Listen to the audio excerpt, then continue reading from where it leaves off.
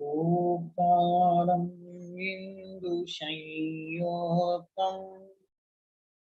नित्यं ध्यायन्ति योगिनः कामं मोक्षं चैव ओंकाराय नमो नमः। अविरलशब्दधनुः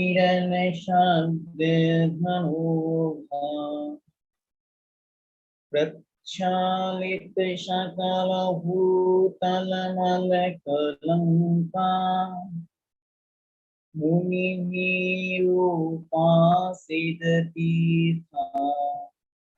शरस्वती हरति नो दुरितम् अज्ञानतिमिरान्धानां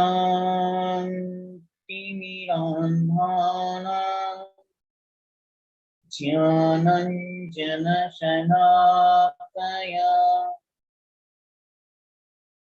चक्षुरुन्मीलितं येन तस्मै श्रीगुरवे नमः। तस्मै श्रीगुरवे नमः। प्रपंच परमेश्वरी भगवान की जय। गुरुवर श्री विद्यासागर जी महाऋषिराज की जय। परम पूज्य परमोपकारी निर्यापक श्रमण मुनिपुंगो श्री सुधा सागर जी महाराज की जय। सभी को जय जिनेन्द्र। आप सभी का स्वागत है द्वादश वर्षीय ऑनलाइन क्लासेस।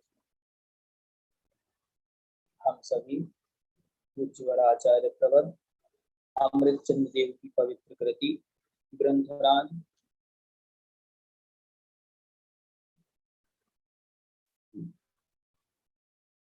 श्री कुशांग सिद्धि उपाय का अध्ययन कर रहे हैं। यह कृति सर्वज्ञ की शासनों में कथित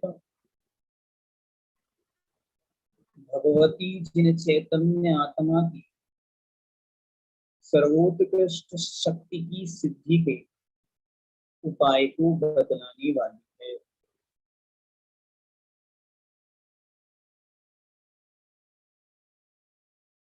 सर्वज्ञ भगवान के द्वारा कथित वचनों का अनुपालन किस माध्यम से हो, इसे बतलाने के लिए इस कृति का अध्ययन बहुत महत्वपूर्ण है। यह ग्रंथ अपने आप में बहुत सारे ग्रंथों को समाहित किए हुए है। समय समय पर श्लोकों के क्रम में हमने आपको सूचित किया है कि ये विषय इस ग्रंथ के माध्यम से आ रहा है। ये वाला विषय इस ग्रंथ के आधार से लिया गया है। आचार्य अमृतचंद्र स्वामी ने तत्वार्थ सूत्र ग्रंथ पर एक टीका भी लिखी है। यह यूं कहो एक नवीन ग्रंथ लिखा है जिसका नाम है तत्वार्थ सार। इसीलिए आचार्य महाराज के द्वारा लिखित इस कुशांग सिद्धि उपाय ग्रंथ में किसी भी स्थान पर तत्वार्थ सूत्र के विषय को अन्यथा रूप या अलग प्रकार नहीं दिया, अपितु जो विषय वहां पर था उसे ही यहाँ पर दिया। ऐसा आचार्य महाराज ने बहुत अच्छा प्रकल्प वहां पर हमारे सामने उपस्थित किया है। कल हमने इस ग्रंथ के अंतर्गत बहुत सारे विषयों को स्पष्ट किया था और लगभग 125 श्लोक पूर्ण हुए थे। आइए आज हम पुनः 124 नंबर से शुरू करेंगे। 124 नंबर श्लोक, पृष्ठ नंबर 47। आवाज के लिए एक अच्छा उपाय यह भी है कि आप लोग अपने कैमरा ऑफ कर लें तो आवाज और अच्छी आएगी। क्या होता है, दिन भर आप लोगों का मोबाइल यूज्ड होता है तो रात्रि तक उसका नेट कम हो जाता है, इस कारण दिक्कत आती है। ठीक, चलिए पहले ही 124 नंबर श्लोक और 47 नंबर पेज, पहले ही तत्व के अश्रद्धान जिसे में जिसे संयुक्त किया है, ऐसे मिथ्यात्व को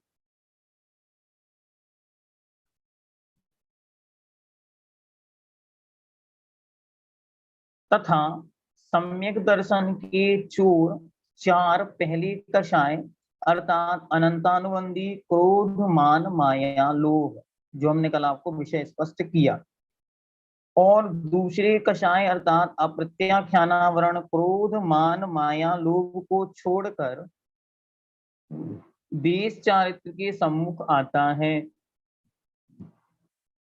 क्योंकि वे कषाय निरंतर एक देश चारित्र को रोकते हैं। ये कल हमने आपको चारों कषायों के विषय में लिखवा दिया। अनंतानुबंधी सम्यक्त का घात करती, अप्रत्याख्यानावरण देश चारित्र का घात करती, प्रत्याख्यानावरण सकल चारित्र का घात करती, और संजुलन यथाख्यात चारित्र का घात करती। ये विषय कल हमारा हो गया। आगे चलते हैं, श्लोक नंबर 126। अतएव अपनी शक्ति से मार्दव शौच संयमादि 10 लाक्षणिक धर्मों के द्वारा अवशेष संपूर्ण अंतरंग परिग्रहों का परित्याग करना चाहिए। आचार्य बार बार क्रमशः ये बात को रखते हैं कि हमें 10 लक्षण धर्म का भी आश्रय लेना चाहिए। यद्यपि ये मुनि के धर्म हैं, लेकिन फिर भी श्रावक अपनी शक्ति और योग्यता के अनुसार इन्हें अवश्य धारण करे, ऐसा बीच बीच में आचार्य ने एक दो बार कहा। 127 नंबर, तथा उस बाह्य परिग्रह को चाहे वह अचित्त हो अथवा सचित्त हो, ये हमने आपको पहले बता दिया था। अचित्त परिग्रह है मतलब अचेतन परिग्रह, जैसे घर, मकान, रुपया, पैसा, कपड़े आदि। सचित्त परिग्रह अर्थात पुत्र, पत्नी, दास, दासी, घोड़ा, गाय आदि संपूर्ण ही छोड़ देनी चाहिए, क्योंकि वैरंग परिग्रह से भी अयोग्य अथवा निंद असंयम होता है। ध्यान से, अंतरंग में जो परिणमन है उससे तो असंयम है ही, अपितु बाहर में भी यदि परिग्रह है तो असंयम है। इसीलिए भगवान कुंद कुंद देव ने लिखा, गो भी मोक्ष मग्गो शेषा ओम मग गया सव्वे। वहां आचार्य महाराज का कहना है, जिन शासने जब होई तिथ्य अरो नवी सिज्जंती वत्स धरो। वस्त्रधारी यदि वस्त्र को धारण करे हुए तीर्थंकर भी हैं तो वे भी मोक्ष नहीं जाते, फिर सामान्य गृहस्थ या सामान्य मुनि या सामान्य व्यक्ति की तो चर्चा ही क्या। णविसिज्जयी वत्स धरो, जिन शासने जो भी होई तिथ्य अरो। इन भगवान के पवित्र शासन में कोई तीर्थंकर प्रकृति का बंद करने वाला भी हो, जब तक कपड़े पहनेगा तब तक सिद्धि को प्राप्त नहीं होगा। इसलिए परिग्रह का पूर्णतया त्याग भगवान अरिहंत के शासन में मुख्यता से कहा। आगे चलते हैं, और जो धन धान्य मनुष्य ग्रह संपदादि छोड़ने को समर्थ ना हो, वह परिग्रह भी न्यून करना चाहिए, क्योंकि त्याग रूप ही वस्तु का स्वरूप है। ध्यान से, संपूर्ण नहीं छोड़ पा रहे हैं कोई बात नहीं, कम से कम उसकी न्यूनता करें। न्यूनता करें अर्थात भोगोपभोग परिमाण, परिग्रह परमाण, इच्छा परिमाण तो करें ही, क्योंकि रात्रि में भोजन करने वालों के हिंसा अनिवार्यता अर्थात जिसका निवारण ना हो सके होती है। इसीलिए हिंसा के त्यागियों को रात्रि को भोजन करना भी त्याग करना चाहिए।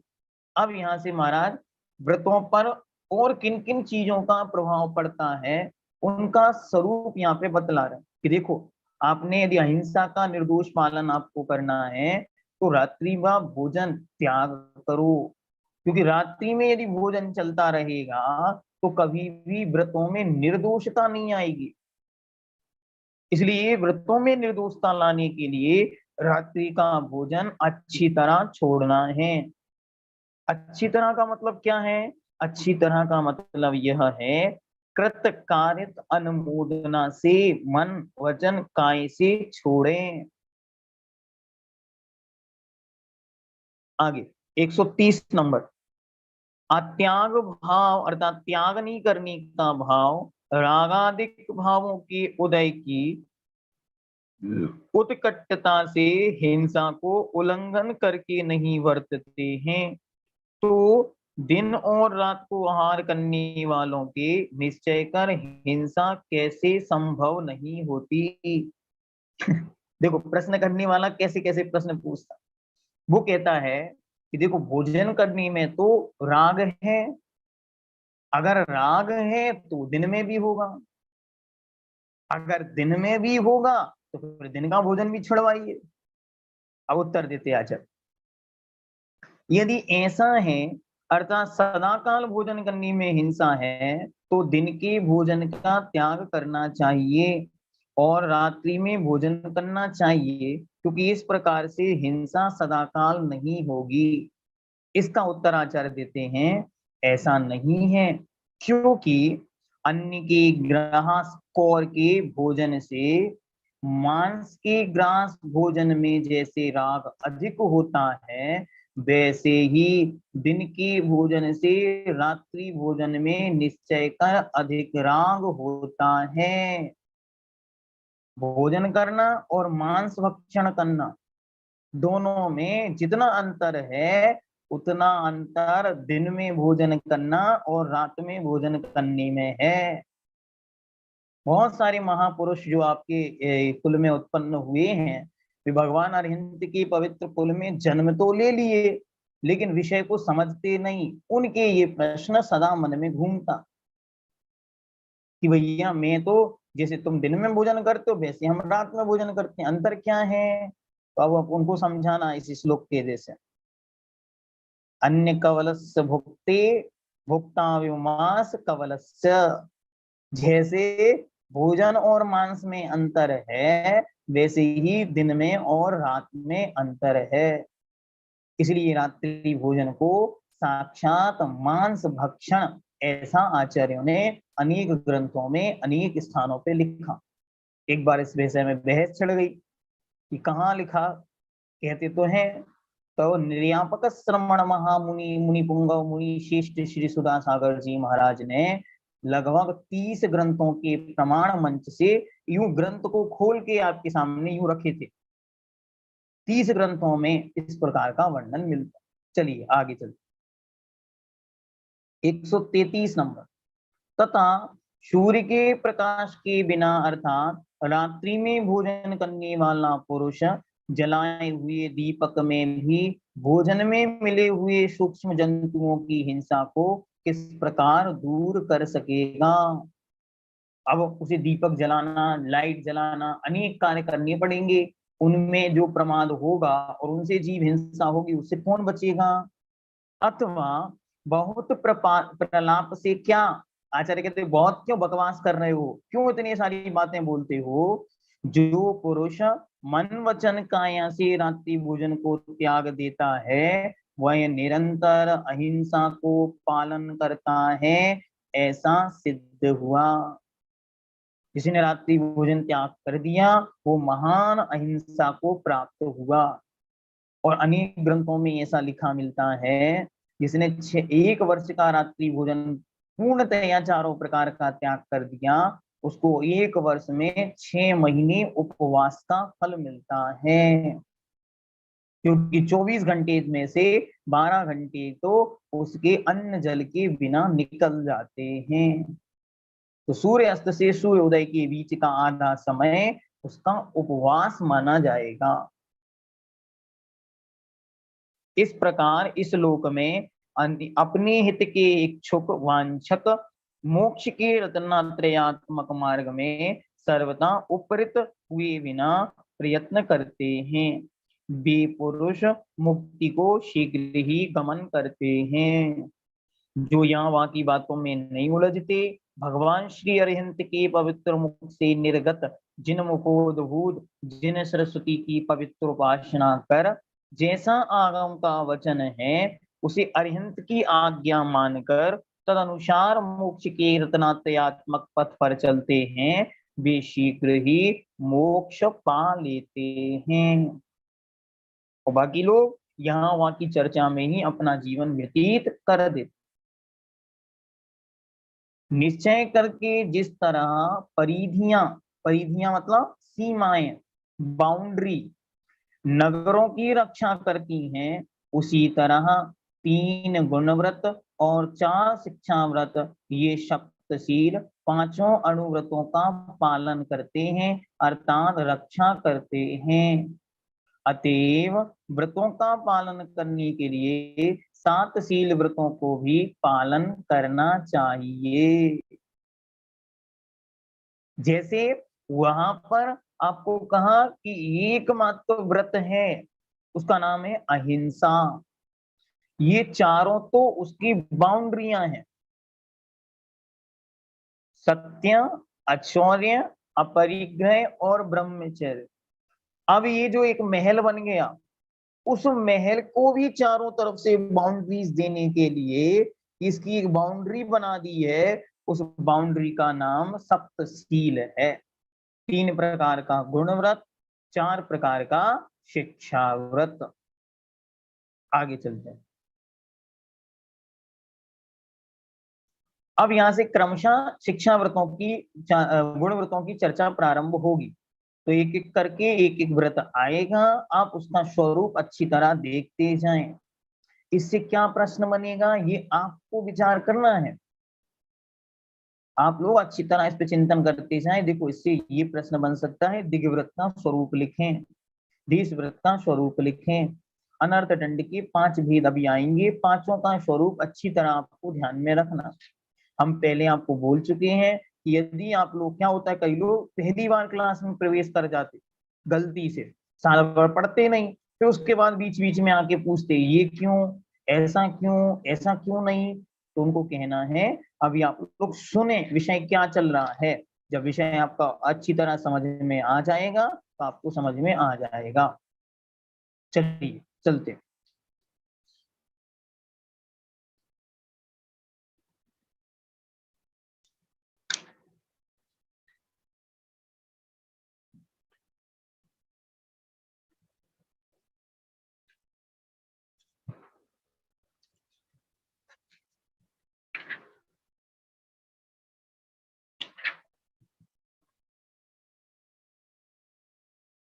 ठीक, चलिए श्लोक नंबर 137, 137। अब यहाँ पे आता है दिग्व्रत।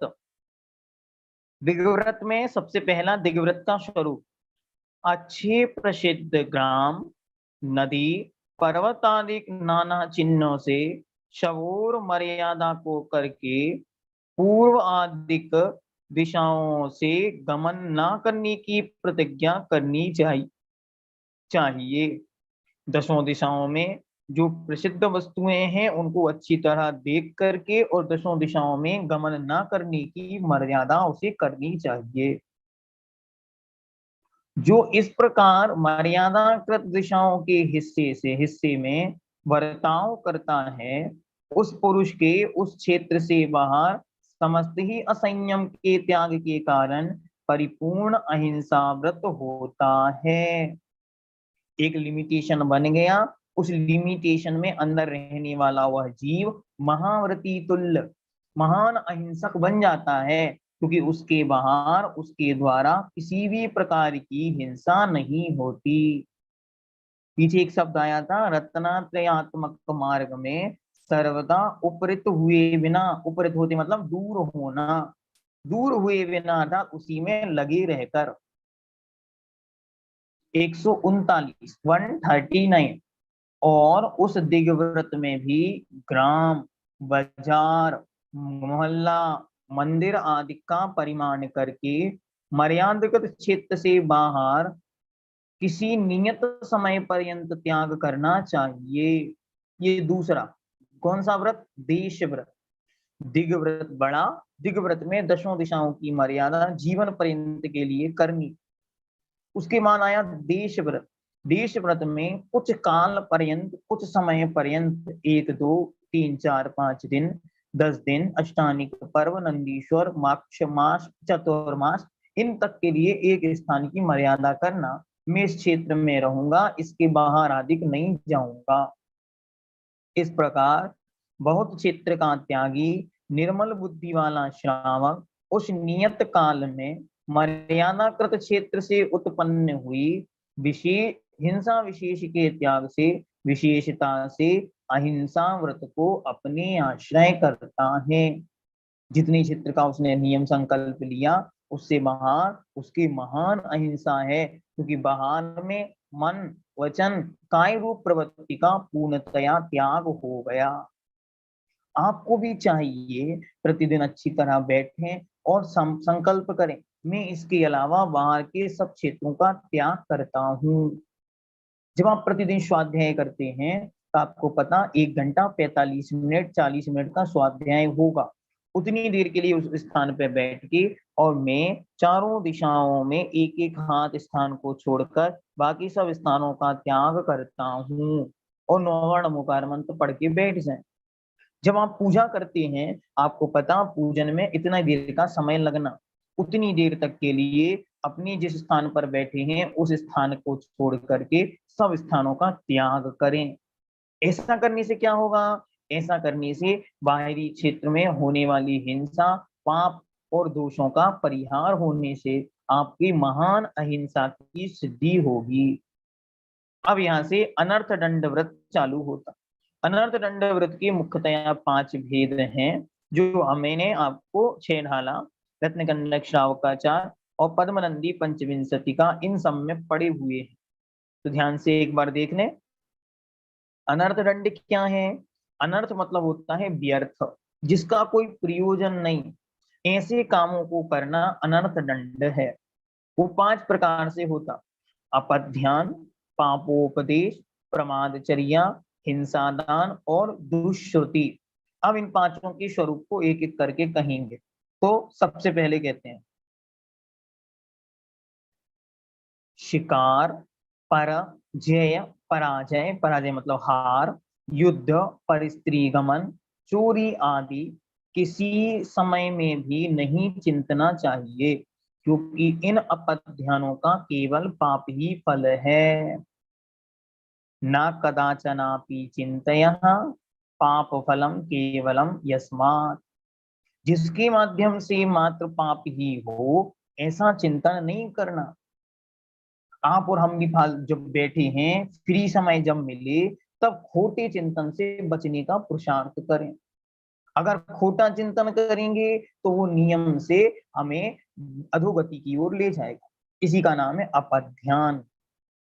दूसरा, विद्या, व्यापार, लेखन कला, खेती, नौकरी, कारागरी से जीविका करने वाले पुरुषों को पाप का उपदेश मिले ऐसे वचन किसी समय भी नहीं बोलना चाहिए। किसी भी प्रकार के व्यापार आदि में पाप रूप उपदेश नहीं देना, बहुत गड़बड़ नहीं कराना।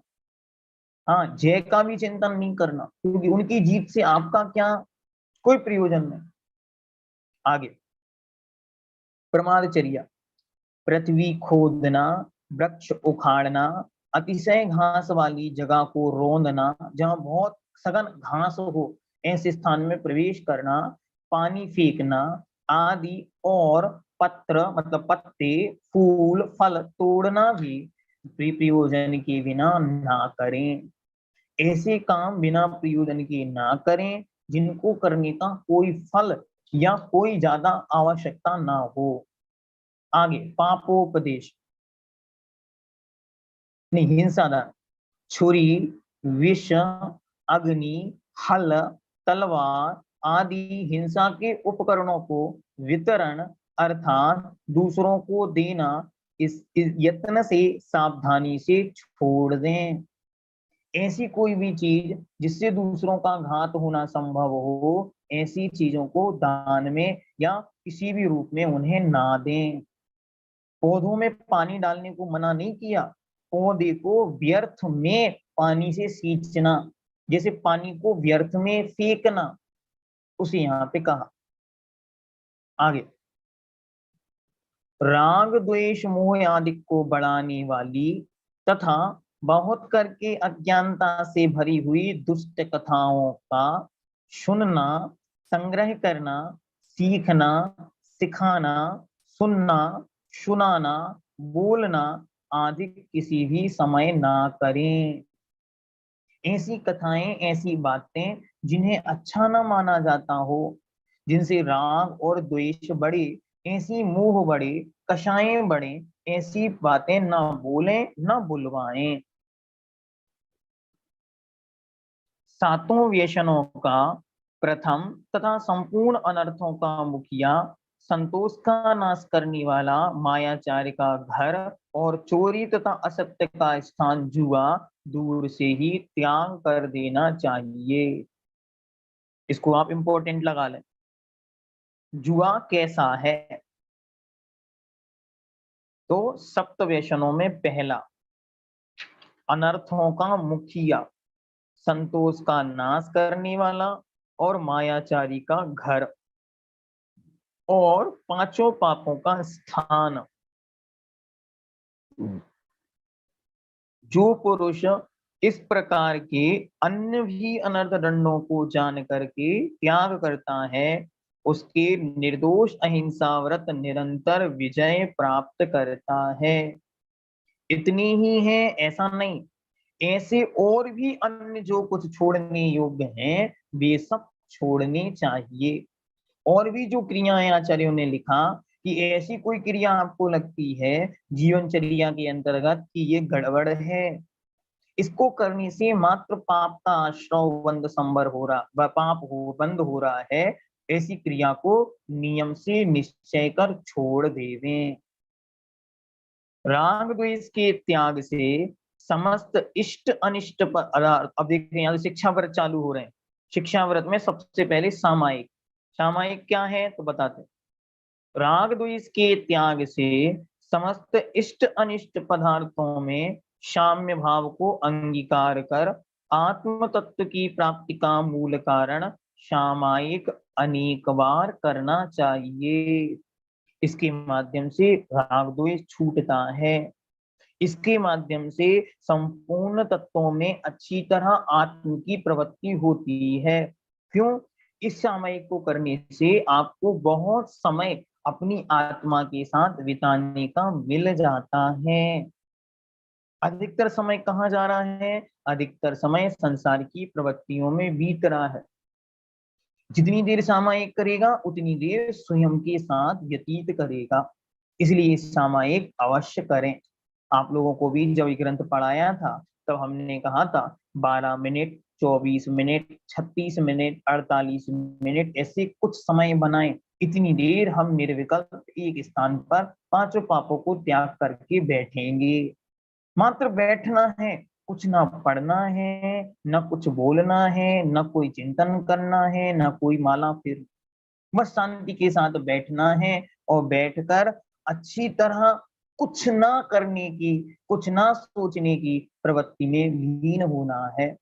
ऐसा नहीं अब बैठ गए हाथ पे हाथ रख के तो बहू बेटी, दुकान, मकान, विवाह, चक्की, आटा, गेहूं, पापड़ ये सब याद आ जाए, नहीं, इनको याद नहीं करना। इनसे बचने के लिए हमें ऐसा बैठना है। आगे चलते हैं। वह सामायिक रात्रि और दिन के अंत में एकाग्रता पूर्वक अवश्य ही करना चाहिए। फिर यदि अन्य समय में किया जावे तो वह सामायिक कार्य दोष के हेतु नहीं किंतु गुण के लिए ही होता है।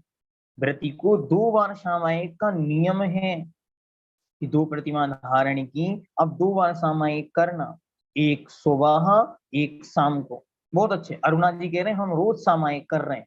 आप लोगों को सबको हमारा कहना है, सब लोग 40 मिनट, 20 मिनट, 10 मिनट, 12 मिनट, जितना समय आप निकाल पाए अपनी दिनचर्या में से सामायिक को अवश्य दें। क्यों, एक बात और इसके विषय में अच्छी समझ लें। सामायिक ही एक ऐसी क्रिया है जो हमें भगवान से मिलाती है। सामायिक ही एक ऐसी क्रिया है जिसमें भक्त स्वयं भगवान के जैसे बैठता है।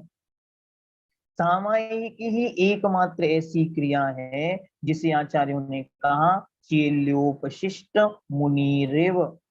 ऐसा लग रहा है ये ग्रस्त जैसे किन्हीं मुनि को कपड़ा उड़ा दिया हो। ऐसी पवित्रता, ऐसी निर्मलता सामायिक में ही आती है, अन्यथा अन्यत्र नहीं। इसीलिए सामायिक सबको 10 minute, 12 minute, 24 minute, 25 minute, 48 minute, जितनी बन सके उतनी सामायिक का संकल्प आज से करना है। जितने लोग कर रहे हैं बहुत बहुत आभार, धन्यवाद, कृतज्ञता के पात्र हैं। और जो लोग आज सुन रहे हैं इस कक्षा को, वे सब आज से ही संकल्प करें, हम 12 मिनट, 24 मिनट, 36 मिनट या 48 मिनट करेंगे ही करेंगे। ठीक, बहुत अच्छा। भावना योग करें और हम योग करें, कुछ भी करें, बस सामान्य से बैठने का अभ्यास करना है, जिसमें हमारी आत्मा की प्रमुखता हो, बाकी सबकी गौणता हो। माला फेर सकते क्या? हाँ, जब आपका मन स्थिर नहीं हो रहा है तब तक को माला फेरें। एक नमोकार मंत्र की अच्छी माला फेरें, श्वास पूर्वक फेलें, बड़े बाबा का स्मरण करें, सम्मी शिखर की वंदना करें, जिसमें स्थिरता बनती हो, संसार की पाप प्रवृत्तियां छूटती हो, ऐसी क्रिया आज से ही करनी। बहुत अच्छे। हम चाहते हैं आज ये 500 लोग लगभग सुन रहे हैं, 470 यहाँ विराजित हैं, और 1 2 4 4 लोग, 5 5 लोग एक साथ सुन रहे होंगे, तो ऐसे लगभग 500 से ऊपर लोग सुन रहे हैं। बाद में जो लोग YouTube के से भी सुनेंगे, वे लोग भी संकल्प करें कि हम लोग प्रतिदिन कम से कम 10 minute, 12 minute, 25 minute, 24 minute, 48 minute या इससे भी ऊपर आपकी यदि हो सके तो सामायिक करें। बहुत अच्छा, सब लोग इसी तरह संकल्प करें। कमल जी ने कहा हम भी संकल्प करते, निराली जी और भी सब लोग कह रहे हैं कि हम संकल्प करें। हमारा भाव यह आप लोगों का लक्षण बन जाए कि 12 वर्षीय पाठ्यक्रम में पढ़ने वाले सब स्वाध्यायी दिन में 24 मिनट सामायिक करते हैं। पढ़ने वाले भी और पढ़ाने वाले भी, दोनों 24 मिनट सामायिक करते हैं। कितना बड़ा काम हो जाएगा। 2 नियम हो जाएंगे अपने, 24 मिनट सामायिक हो जाएगी और 24 मिनट का स्वाध्याय हो जाएगा। 48 मिनट अपने लिए 24 घंटों में से मिल जाएंगे। तो आज सबका ये संकल्प हो गया यहाँ पे कि हम 24 मिनट सामायिक करेंगे। रूबी जी कह रही समय नहीं मिलता, मैं कहता हूँ जिन्हें सामायिक के लिए समय नहीं मिलता, वे ये माने उनका पूरा जीवन पर वस्तुओं के लिए जा रहा है, आत्मा के लिए एक क्षण भी नहीं। एक क्षण भी यदि आत्मा के लिए लगाना है तो आपको सामायिक के लिए समय निकालना ही है। कब निकालें? मैं कहता हूँ आप सोकर उठते हैं 6 बजे, कल से आप सोकर उठें 5:30 पर, 5-10 मिनट में रेडी होकर और सामायिक को एक कोने में बैठ जाए। आप सोते थे अभी तक कितने बजे? 10 बजे। आज आप 9:30 बजे सामायिक पे बैठ जाएं। समय निकालना पड़ता है, समय अलग से कुछ नहीं होता। और जो अपनी आत्मा के लिए अगर सामायिक के लिए समय नहीं निकाल पाए, उनका जीवन तो कुछ भी योग्य नहीं। इसलिए मैं तो आप लोगों को पुनः पुनः ये निवेदन करता हूँ, आज से ही 12 वर्षीय पाठ्यक्रम के सभी चतुर्थ वर्ष के विद्यार्थियों का ये लक्षण, स्वाध्यायियों का ये लक्षण हो कि वे प्रतिदिन 24 मिनट की सामायिक करते हैं। सारे भारत में इसका हल्ला हो जाना चाहिए कि 12 वर्षीय पाठ्यक्रम के स्वाध्यायी प्रतिदिन 24 मिनट सामायिक करते हैं। मीता जी कह रहे हैं हम तीनों टाइम की करते हैं। अब आपकी प्रतिमाएं ही हैं तो प्रतिमा वालों को तो करना ही है, अन्य सबको भी अभ्यास करना। चलिए आगे चलते हैं। 150 नंबर।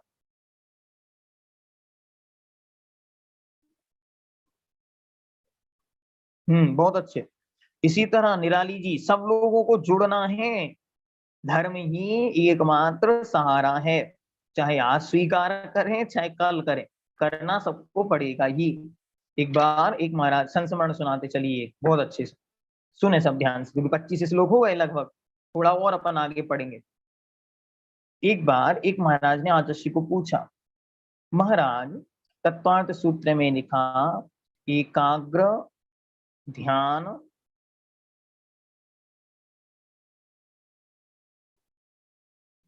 एकाग्र चिंता निरोधो ध्यान मंत्र मुहूर्ता। तो अंतर मुहूर्त के लिए चित्त का एकाग्र होना ये ध्यान है, और इसके माध्यम से मोक्ष की उपलब्धि या केवल ज्ञान की प्राप्ति होती है। फिर वर्तमान काल में न केवल ज्ञान होना है न मोक्ष होना है, फिर बार बार ये 48 मिनट अंतर मुहूर्त को बैठने के लिए क्यों कह रहे हैं, और साधु को या व्रती को दिन में 3 बार बिठा रहे हैं, सुबह की सामायिक, दोपहर की सामायिक, शाम की सामायिक, इसकी अनिवार्यता क्या है? तो आचार्य श्री कहते हैं, देखो अभी इस पंचम काल में न केवल ज्ञान है न मोक्ष की उपलब्धि है, लेकिन आचार्य चाहते हैं आपको 48 मिनट एकाग्रचित्त बैठने का अभ्यास हो जाए, इसलिए वे दिन में आपको 3 बार 48 मिनट बिठाते हैं। आज जब बैठेंगे तब जाकर अगले भवों में आगे कभी नियोग निमित्त बनकर वो अवस्था प्राप्त होगी, जब मात्र अंतिम 48 मिनट के लिए आप बैठोगे और उसमें एकाग्र चित्त करके कर्म रूपी ईंधन को जला करके मोक्ष रूपी महल को प्राप्त कर लेंगे। 150 नंबर।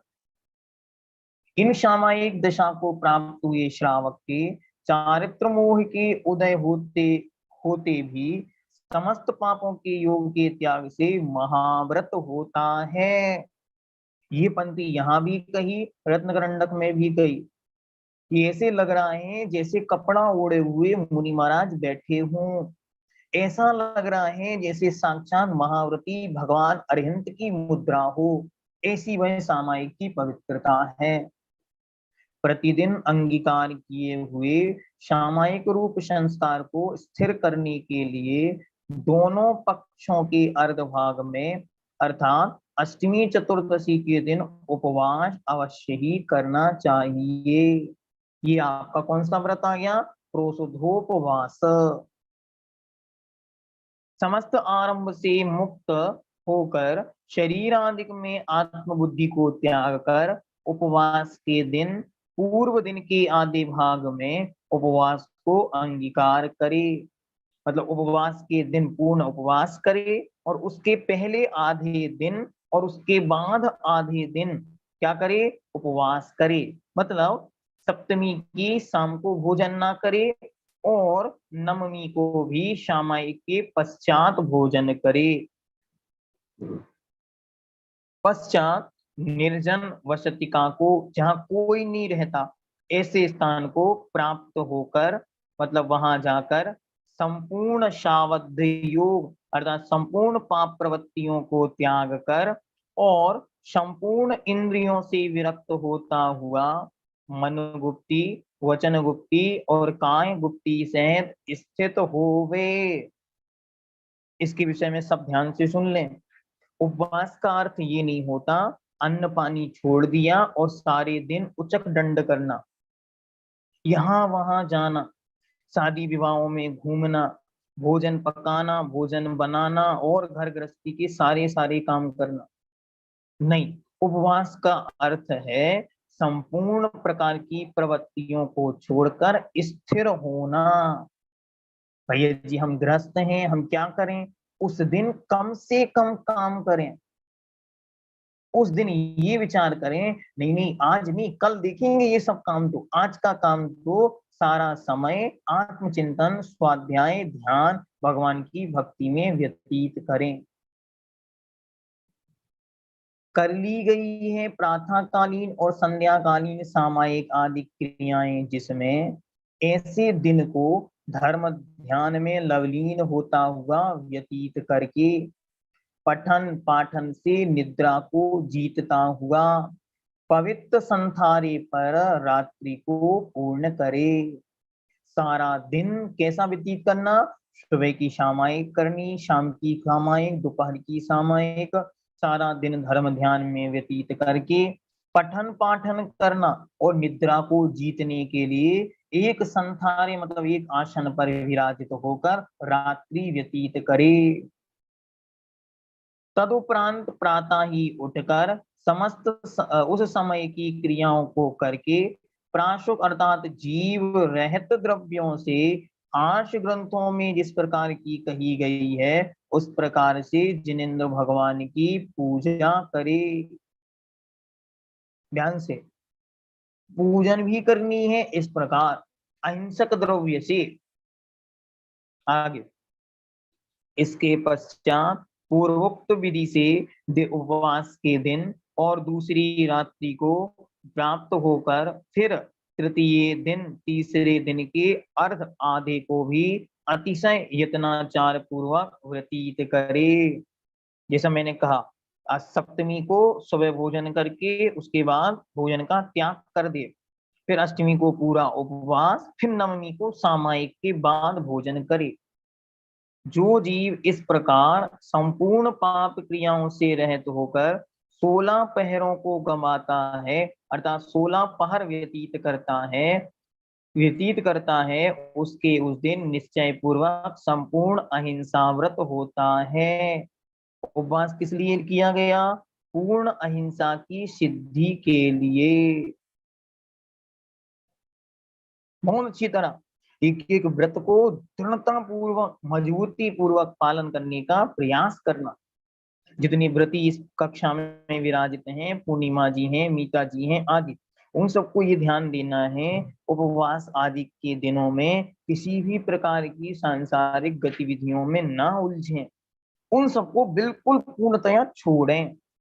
और मैं तो मैं कहता हूँ जिनकी बहुआदिक कार्य करने को कोई घर में अन्न उपस्थित हो उनको निवेदन करें आज के दिन मेरा उपवास है, मैं इन सब कार्यों को नहीं करूंगी नहीं करूंगा। निश्चय करके इन देशव्रती श्रावकों के भोगोपभोग के हेतु से स्थावर जीवों की हिंसा होती है, किंतु भोगोपभोग की विरह से अर्थात त्याग से हिंसा का लेश भी नहीं होता।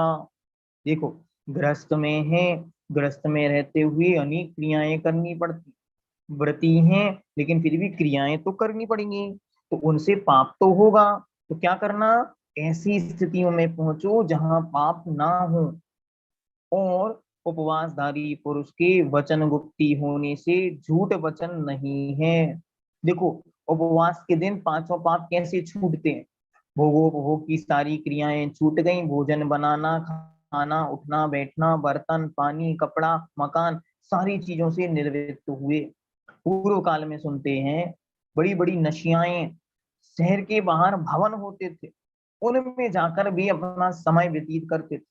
सप्तमी का भोजन करके वहां चले जाते थे, सप्तमी की पूरी रात, अष्टमी का पूरा दिन, अष्टमी की पूरी रात और नवमी को लौट कर आते थे। ऐसे पहले जीवन व्यतीत करते थे व्रती लोग।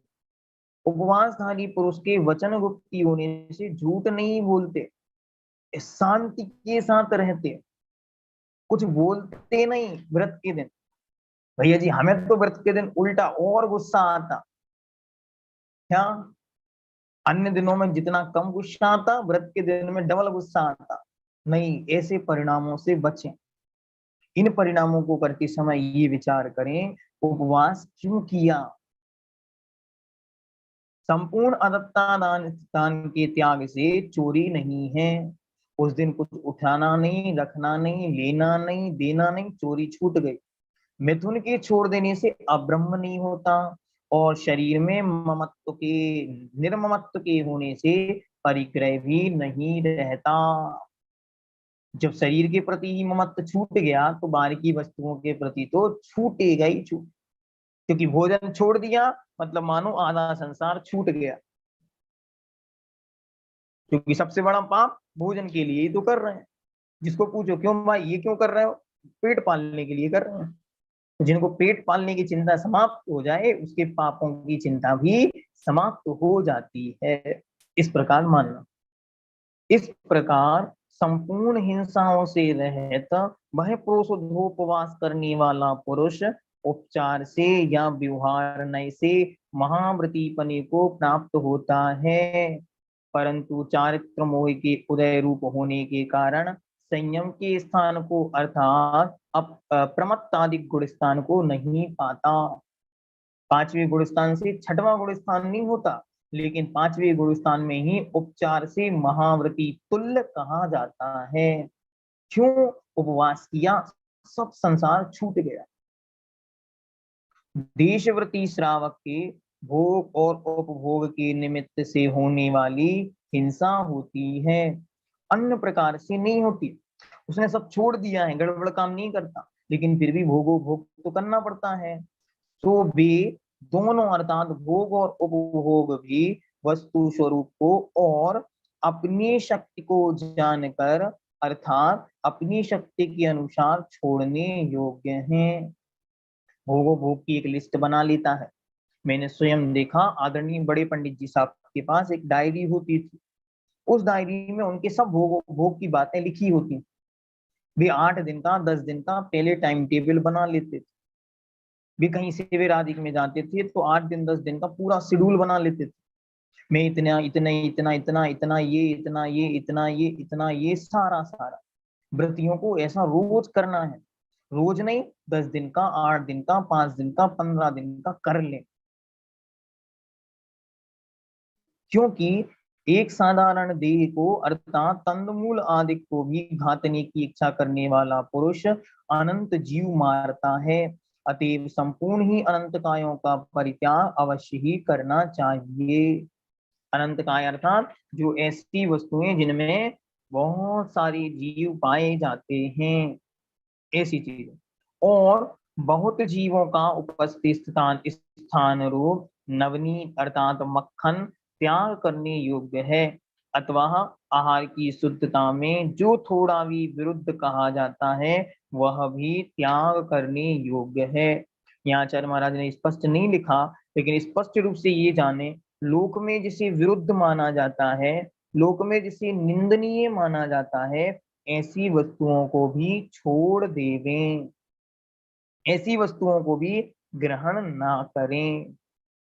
बुद्धिमान पुरुष करके अर्थात बुद्धिमान पुरुषों को अपनी शक्ति को देखकर अविरुद्ध भोग भी त्याग देने चाहिए, देने योग्य हैं। और यदि उचित भोगोपभोग का त्याग ना हो सके तो उसमें भी एक दिन रात की उपभोग्यता से मर्यादा करनी चाहिए। 2 प्रकार से नियम कहे, यम जीवन भर के लिए छोड़ देना, और एक नियम जो कुछ समय पर्यंत के लिए करना। तो पहले तो वे सारी वस्तुएं छोड़ दें जो आत्म कल्याण के लिए नहीं है, उनको तो छोड़ दें, लेकिन उन क्रियाओं को भी छोड़ते जाएं। जैसे आपने आज 4 अन्न बने, अब इनमें से मैं 3 अन्न ही ग्रहण करूंगा, इसका मैं आज छोड़ता हूँ। ड्राई फ्रूट्स, आपको 4 ड्राई फ्रूट्स थाली में आए, आज मैं इसको छोड़ता हूँ, ऐसे ध्यान में रखना। प्रथम की हुई सीमा में फिर भी उसी समय की अर्थात विद्यमान सीमा की अपनी शक्ति को विचार करके प्रतिदिन अंतर सीमा अर्थात सीमा में भी थोड़ी सीमा करने योग्य होती है, जो हमने आपको बता दिया। आपने 3 जोड़ी कपड़े की मर्यादा रखी, लेकिन आज मैं एक ही पहनूंगा। आपने मर्यादा रखी, मैं यहाँ से 10 किलोमीटर तक जाऊंगा, लेकिन आज मैं अब कहीं नहीं जाऊंगा, ऐसी मर्यादा करना। जो गृहस्थ इस प्रकार मर्यादा रूप भोगों से संतुष्ट होकर अधिकतर भोगों को छोड़ देता है, उसका बहुत हिंसा के त्याग से उत्तम अहिंसा व्रत होता है। कितना कुछ छोड़ दिया, धन्य है ऐसे गृहस्थों को ही व्रती कहा है। पहले के जीव अलग से जाके व्रतों का संकल्प नहीं करते थे कि महाराज मुझे व्रत दे दो, नहीं, उनका जीवन ही ऐसा होता था जैसा संपूर्ण जीवन ही एक व्रत है।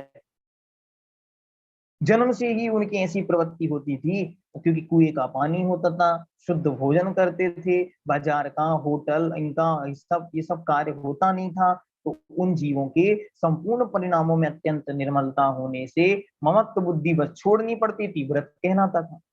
अब आज की जीवों की सारी प्रवृत्तियां उल्टी हो गई, एकदम अपोजिट। इसलिए अब उन्हें बड़े यत्न करके व्रत लेने पड़ते, बहुत सोच विचार, और लेने के बाद भी निर्दोष पालन हो जाए, बहुत बड़ी बात है। चलिए आगे। अब यहाँ पे अतिथि संविभाग व्रत को बता, दाता के गुण युक्त गृहस्थ द्वारा दिगंबर अतिथि के लिए आप और दूसरे के अनुग्रह के हेतु विशेष द्रव्य का अर्थात देने योग्य वस्तु का भाग विधि पूर्वक अवश्य ही कर्तव्य है। जो आपने भोजन अच्छा शुद्ध नियोजित बनाया है, उस भोजन को दिगंबर अतिथि के पास आके उन्हें देना। नवदा भक्ति ये विशेष, इसको ध्यान में रखना। नवदा भक्ति कौन कौन सी हैं? और संग्रह अर्थात प्रतिग्रहण, उच्चासन, चरण धोना, पूजन करना, प्रणाम करना, मन शुद्धि, वचन शुद्धि, काय शुद्धि, भोजन शुद्धि, ये आचार्यगण इस प्रकार नवदा भक्ति को कहते हैं। ये नवदा भक्ति है। खड़गाहन, उच्चासन, पाद प्रक्षालन, पूजन, नमस्कार, मन शुद्धि, वचन शुद्धि, काय शुद्धि, आहार जल शुद्ध है। सबको आती है, लेकिन नाम लिखने में दिक्कत होती, इसलिए नाम को अच्छी तरह ध्यान में रख।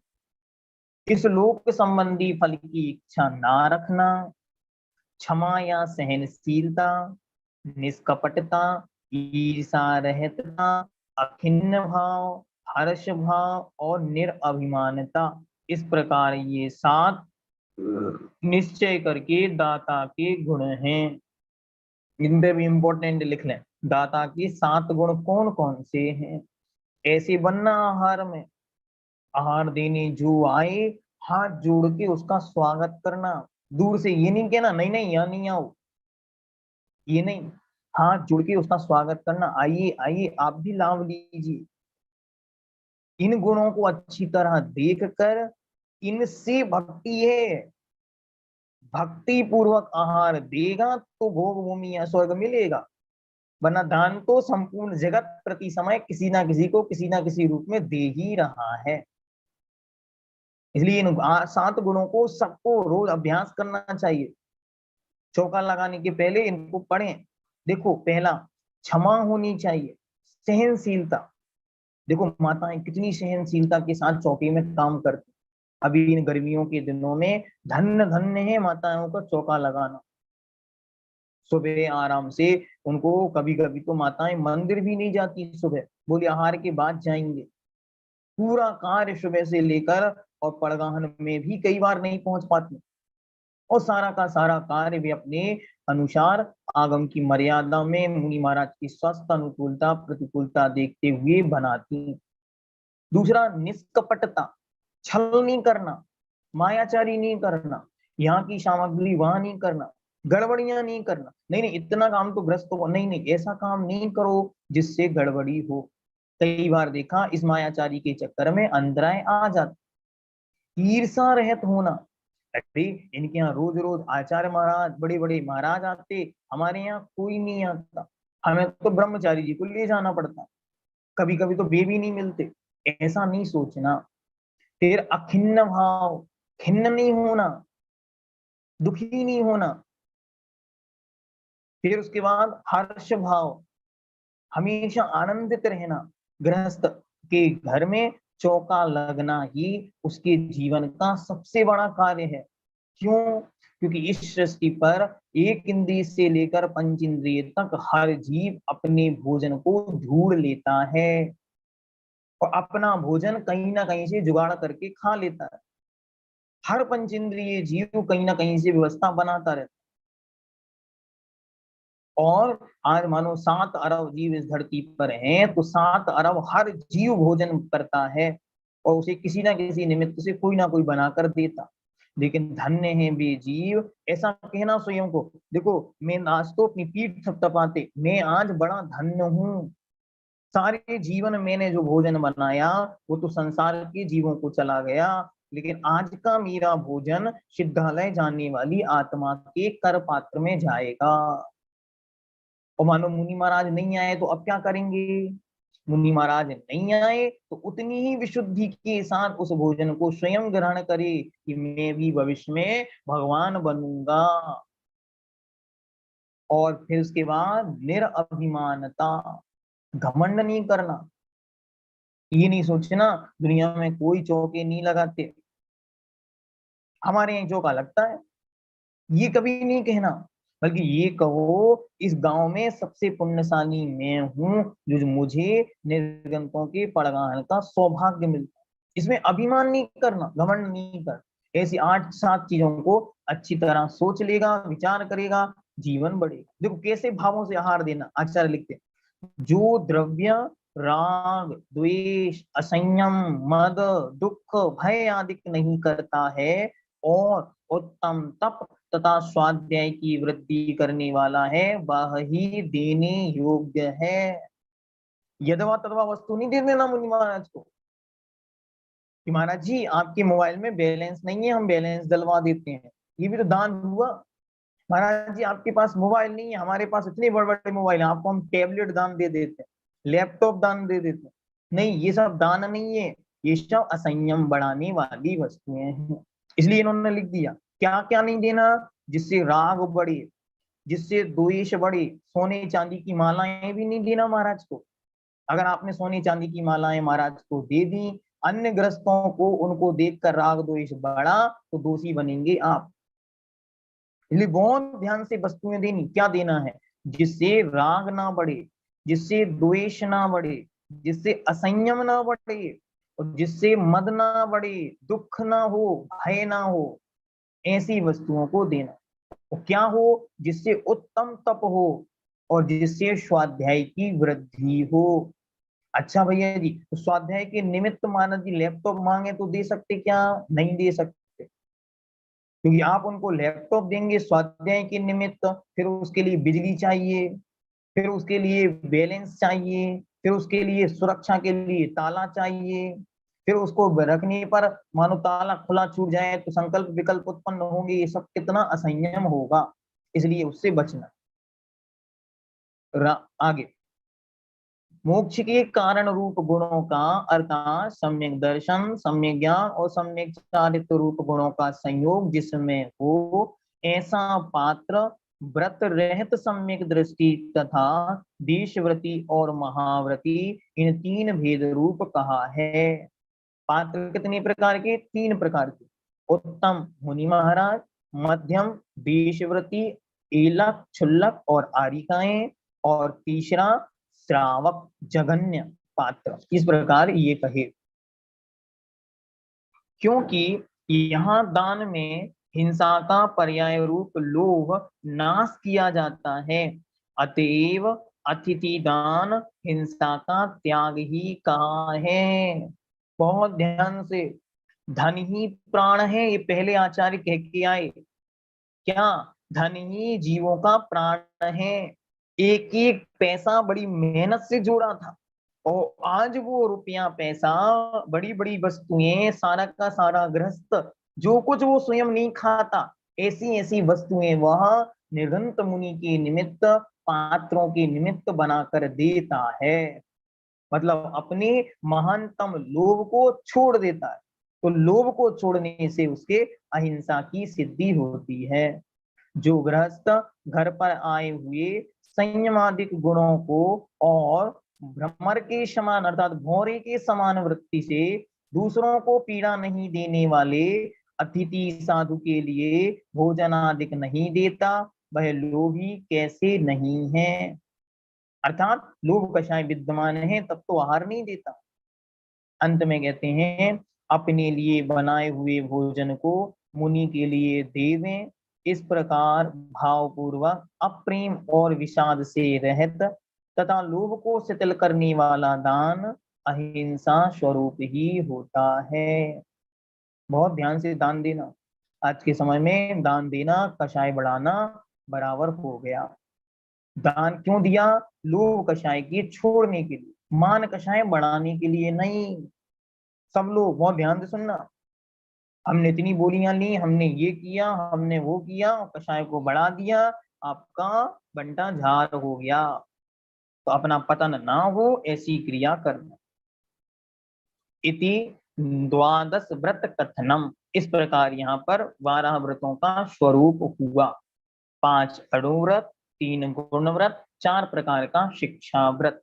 आगे चतुर्थ अधिकार सल्लेखना धर्म अधिकार। यहाँ पर आपकी सल्लेखना का मार्ग प्रशस्त होगा कि किस प्रकार सल्लेखना ग्रहण करनी। और जो व्रतों में दोष लगाए थे, ऐसे 70 प्रकार के दोषों को यहाँ पे इस अधिकार के अंतर्गत बतलाया जाएगा। 196 नंबर तक श्लोक में ये विषय चलेगा।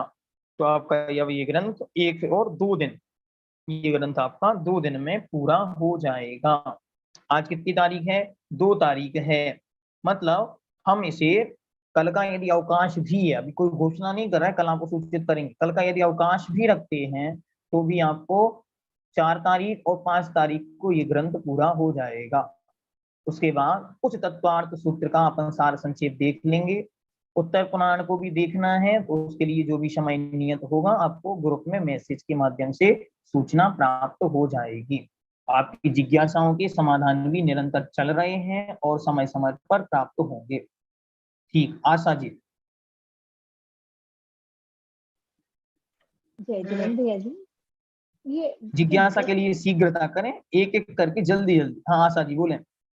ये जो 10 दिशाएं होती हैं, इसमें 4 तो पता लग जाती है अपन को, और जो 4 होती है ईशान आग्नेय, इनको हम कैसे समझें भैया जी? जो 10 दिशाएं होती है जिसमें 4 दिशाओं को तो अपन को पता लग जाता है, पूर्व पश्चिम उत्तर दक्षिण, तो ईशान आग्नेय वायव्य नैऋत्य, इनको कैसे समझें?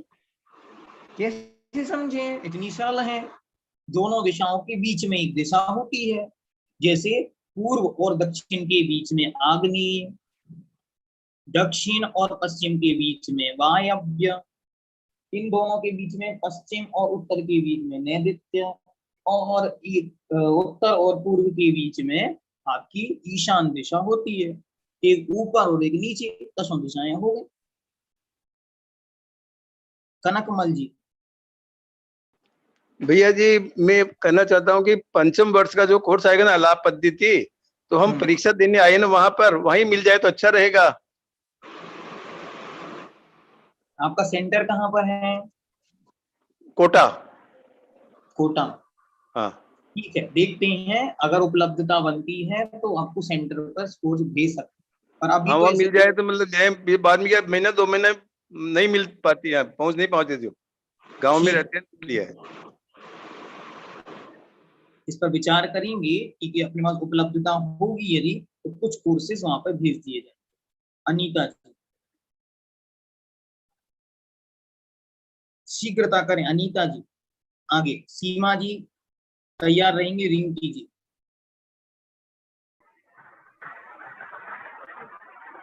हेलो अनीता जी बोले। हाँ जय जिनेन्द्र भैया जी। जय जिनेन्द्र। हाँ, ये आप उपचार करके बताइए, उपचार मतलब क्या होता है? फिर से बोले। उपचार, उपचार क्या होता है? उपचार मतलब होता है जो हो ना लेकिन फिर भी कहा जाए, वो कहलाता है उपचार।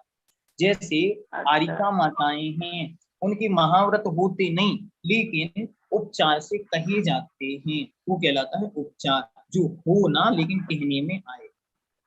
और एक और सामायिक कैसे करते हैं मुझे, सामायिक का बता दो थोड़ा सा। सामायिक की पूरी विधि आपकी इस किताब में यहाँ पे लिखी हुई है। फिर भी यदि उसमें पढ़कर समझ में ना आए तो आप हमें मैसेज कर दें, तो उसकी एक वीडियो हमने जो बनाई थी वो आपको भेज दें, व्हाट्सएप मैसेज कर दें। ठीक, आगे सीमा जी। आगे रिंकी जी। जय जिनेन्द्र भैया जी। जय जिनेन्द्र भैया जी, ये मेरे विस्मृत हो गया है, पहले आपने बताया था कि साधारण वनस्पति और प्रत्येक वनस्पति क्या होता है, एक बार प्लीज बता दीजिए। अभी देखें, ये प्रसंग चर्चा के नहीं, क्यों नहीं? क्योंकि इनमें उलझ जाएंगे तो गड़बड़ हो जाएगा। अभी पेपर के लिए इनकी आवश्यकता नहीं है, लेकिन फिर भी यदि आपको पूछा है तो सामान्य से इतना याद रखें। वनस्पति दो प्रकार की, एक साधारण और एक प्रत्येक, जिसमें बहुत सारे जीव एक साथ रहते हैं, या एक ही शरीर में बहुत सारे जीव एक साथ जन्मते और मरते हैं, वो साधारण वनस्पति। और जिसमें प्रत्येक शरीर का एक ही जीव स्वामी हो, एक ही जन्म मरण करे, वो कहलाती है प्रत्येक वनस्पति। अब इतना सामान्य से जाने, फिर कभी विशेष चर्चा इस पर करें। नीलम जी आगे तैयार रहेंगे। नविता जी शीघ्रता करें। नीलम जी बोले। चलिए आगे नविता जी तैयार रहेंगी। सुलेखा जी,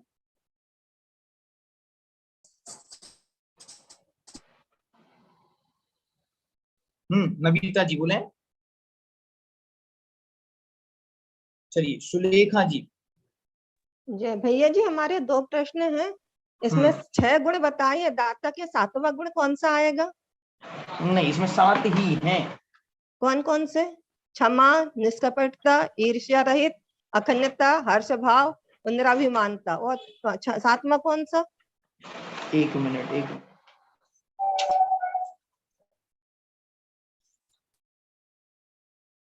देखें, पहला है क्षमा, हाँ दूसरा है निष्कपटता, हाँ तीसरा ईर्षा रहित, हाँ चौथा अखिन्न अखिल भाव, हाँ चौथा चार हो हाँ गए। इसके बाद 5वां हर्ष भाव, हाँ फिर उसके बाद हुआ 6वां निराभिमानता, और 7वां इस लोक परलोक संबंधी अपेक्षा हाँ नहीं रखता। हाँ इस लोक।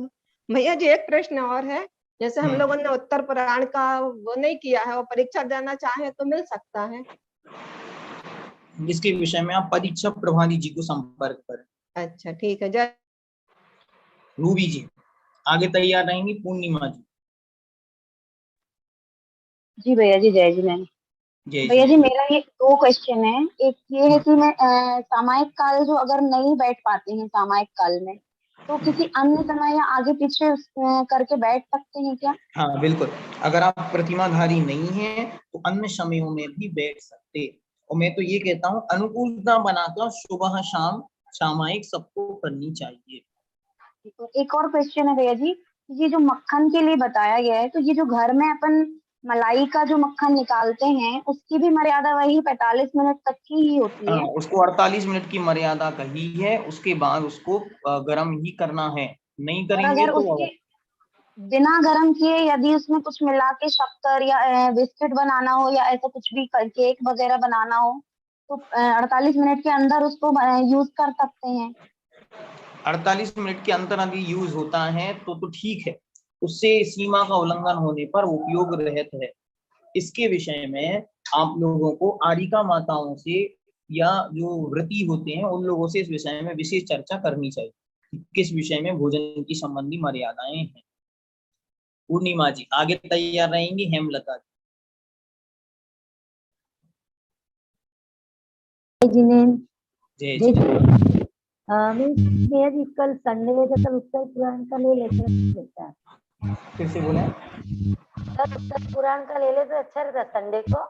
मैं विचार करूंगा, क्योंकि जो इसके ज्ञानोदय परिवार के जो भी है ना भैया, उससे हमको संपर्क करना पड़ेगा कि कैसे वो समय क्या करना है उसका, फिर उसके बाद हम आपको सूचित कर देंगे। ग्रुप में आपको सूचना आ जाएगी।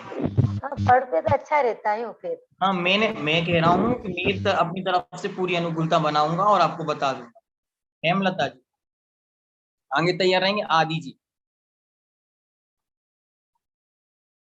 शीघ्रता करें, काफी जन हैं। हाँ आदि जी हैं, आगे तैयार रहेंगे। कल्पना जी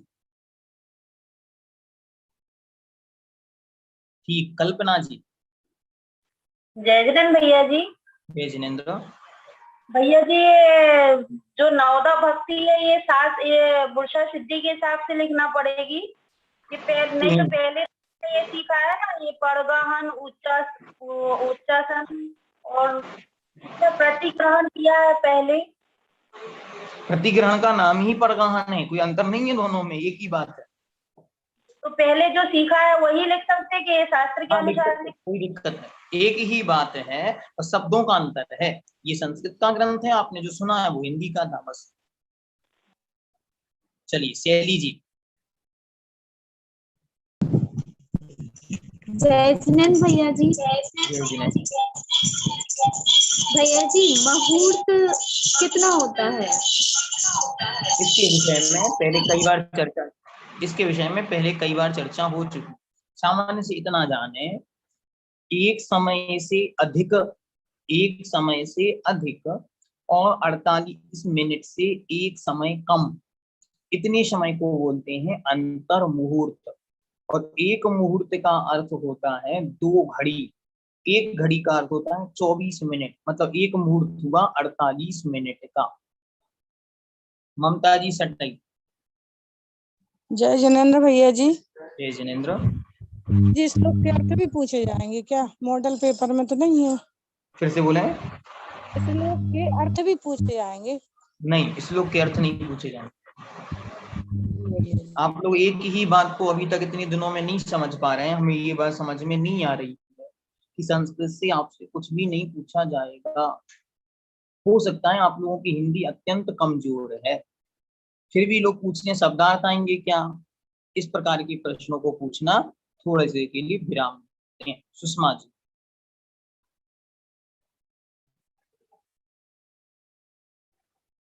शीघ्रता करें सुषमा जी। आगे ममता जी। जय जिनेंद्र भैया जी। जय जिनेंद्र। हाँ, मुनियों की वृत्ति अलौकिक वृत्ति लिखे या मधुकर वृत्ति? अलौकिक वृत्ति ही आपको उत्तर में लिखना है, मधुकर वृत्ति तो दान के प्रकरण में आएगी बस। और मक्खन की मर्यादा 2 मुहूर्त है जैसे, तो 2 मुहूर्त और 48 मिनट अंतर मुहूर्त में फर्क होता है क्या? हाँ, अंतर मुहूर्त 48 मिनट से कम और मुहूर्त मतलब 48 मिनट, दोनों में 1 मिनट का अंतर है। मक्खन की मर्यादा 2 मुहूर्त मतलब 48 मिनट। 2 मुहूर्त। हाँ। जय जिनेंद्र भैया जी। ठीक। आगे कमल जी तैयार रहेंगे। नीलम जी। हाँ भैया जी। जय जिनेंद्र। जय जिनेंद्र।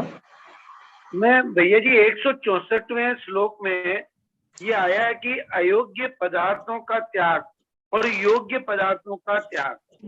तो अपन अयोग्य पदार्थों का त्याग तो यम रूप में कर सकते हैं, लेकिन योग्य पदार्थों का त्याग करने में बुद्धि समाधि परिणाम शुद्धि। हाँ, बोले। योग्य पदार्थों का त्याग जो है वो अगर नियम रूप में करें तो दोनों में पुण्य बंध बराबर सा होता है क्या? नहीं, दोनों में अंतर है।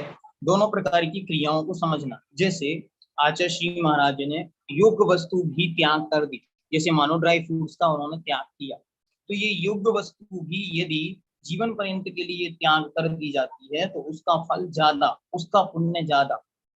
इस प्रकार हमको विचार करना चाहिए कि इसका क्या, और जैसे अयोग्य वस्तु है उसका तो जीवन पर्यंत के लिए ही त्याग किया जाता है। इसलिए दोनों में यम, जो अयोग्य है उसको यम पूर्वक ही त्याग करना है, जो योग्य है उसमें नियम और यम दोनों प्रकार का त्याग संभव है। समग्र ये समग्र नीलम जी। जय जिनेंद्र भैया जी। जय जिनेंद्र। मेरा क्वेश्चन भी गाथा 164 में से ही है। उसमें आपने प्रश्न लिखवाया था पहले कि कैसा भोजन बुद्धिमान पुरुष को नहीं करना चाहिए, तो इसके उत्तर में क्या लिखेंगे? अविरुद्ध भोजन। अविरुद्ध जो भोजन लोक मर्यादा के विरुद्ध है, जैसे अनुपशेय, जैसे गौमूत्र का सेवन, ऐसी चीजें जो लोक मर्यादा में विरुद्ध हैं, ऐसी चीजों को भी छोड़ देना चाहिए। समग्र जैन। भैया जी वो आपके जो बीच के वीडियो है ना, दूसरे और तीसरे दिन के, वो नहीं आए हैं ग्रुप पे। नहीं, मैंने जो आईडी दी है, जो लिंक आपको दी है, और अभी ग्रुप में पुनः देता हूँ। क्लासेस में आ रहे हैं सबके रिकॉर्डिंग के, मतलब नहीं, उस लिंक पर भी जो हमने लिंक दी है, उस लिंक में भी आपको बराबर चारों वीडियो हैं उपलब्ध, तो आप वहां पे जाके देख सकते हैं। अच्छा, धन्यवाद। एक ही प्ले लिस्ट में चारों वीडियो हैं। संध्या जी। जय जिनेन्द्र भैया जी।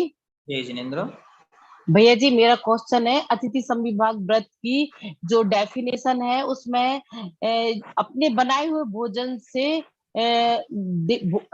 मतलब मुनिराज को दान देना, आहार दान देना, अतिथि ये को डेफिनेशन है।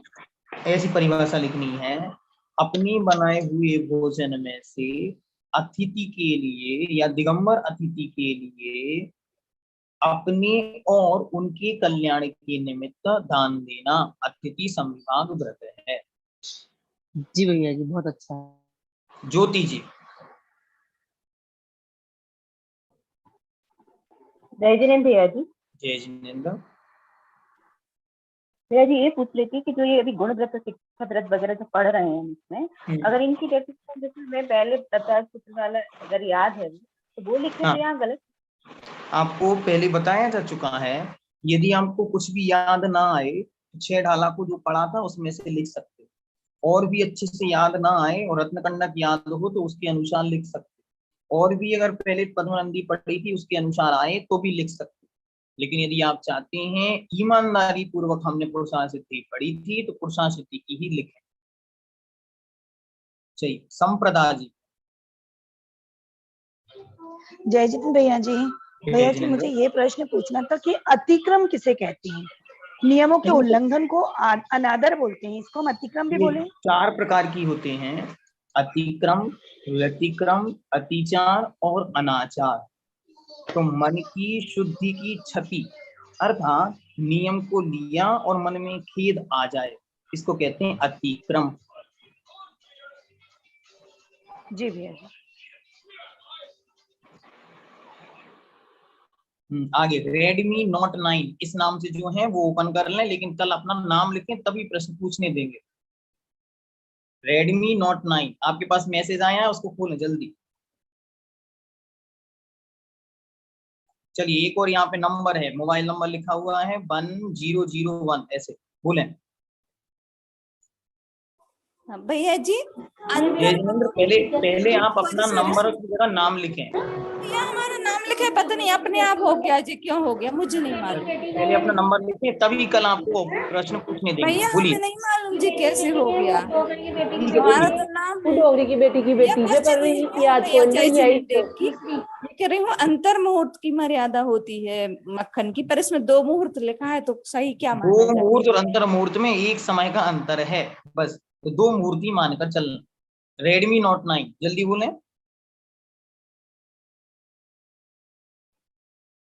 जिनवाणी की ज्ञान ते सूझे लोकालोक, शोवाणी मस्तके नमु सदा देत हो।